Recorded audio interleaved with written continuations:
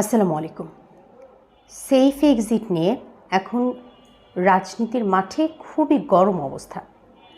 উপদেষ্টাদের কেউ কেউ নাকি নিজেরাই সরকার থেকে নিরাপদে সরে পড়ার চেষ্টা করছেন, আবার কেউ বলছেন এই সবই গুজব।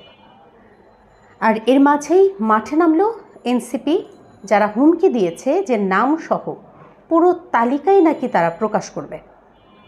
অন্তর্বর্তী সরকারের কিছু উপদেষ্টা নাকি এখন সেফ এক্সিট নিতে চাচ্ছেন, মানে চুপি চুপি দায়িত্ব থেকে সরে গিয়ে নিজেদের নিরাপদ রাখতে চান আর কি। এই নিয়ে শুরু হয়েছে বড় সড়ো ঝড়, বিশেষ করে রাজনীতির মাঠে। এনসিপির আহ্বায়ক নাহিদ ইসলাম এক গণমাধ্যমে বলেছেন যে অনেক উপদেষ্টাই ইতিমধ্যেই সেফ এক্সিটের প্রস্তুতি নিচ্ছেন, কেউ কেউ আবার বিভিন্ন রাজনৈতিক দলের সঙ্গেও নাকি যোগাযোগ করছেন। এই বক্তব্য শুনে উপদেষ্টা পরিষদের ভেতরে বাইরে যেন আগুন লেগে গেছে। উপদেষ্টাদের অনেকেই বলছেন আমরা কেউ পালিয়ে যাচ্ছি না, দায়িত্ব শেষ করেই জনগণের মুখোমুখি হব। উপদেষ্টা রিজওয়ানা হাসান তো সরাসরিই বলেছেন যে নাহিদ ইসলামের কাছে যদি সত্যি প্রমাণ থাকে তাহলে প্রকাশ করুক, না হলে এসবই গুজব।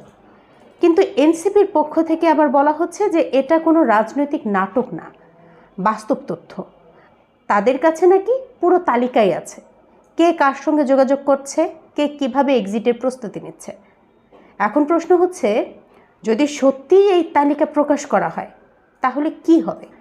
রাজনৈতিক বিশ্লেষকদের অনেকেই মনে করছে যে যদি এটা সত্যিই করা হয় তাহলে সরকারের ভেতরে টানাপোড়েনটা প্রকাশে চলে আসবে, আর জনগণের মধ্যে সরকারের উপর আস্থাটা কমে যাওয়ার অনেক আশঙ্কা আছে।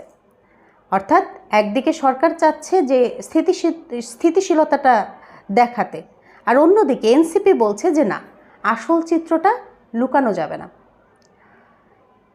তাই এখন সবাই তাকিয়ে আছে এনসিপি কি সত্যিই নামসহ তালিকা প্রকাশ করবে, নাকি এটা তাদের শুধুই রাজনৈতিক চাপের একটা কৌশল, সেই বিষয়টার দিকে। যাই হোক, সেফ এক্সিট শুধু এখন এমন এক আলোচিত শব্দ যা দেশের রাজনৈতিক তাপমাত্রা অনেক গুণ বাড়িয়ে দিয়েছে। আপনার কি মনে হয়, উপদেষ্টারা সত্যিই কি সরে পড়তে চাইছেন, নাকি এটা এনসিপির রাজনৈতিক একটা স্টান্ট?